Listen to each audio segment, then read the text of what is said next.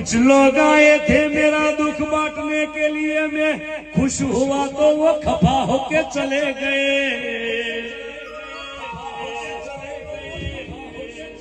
तीन अक्षर के जीवन में, दो अक्षर के मौत के बीच में, ढाई अक्षर का दोस्त बाजी मार जाता है।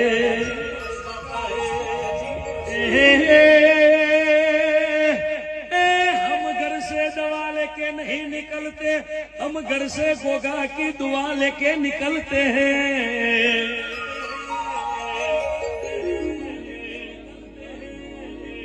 इन हाथों ने हथियार छोड़े हैं, चलाने नहीं भूले।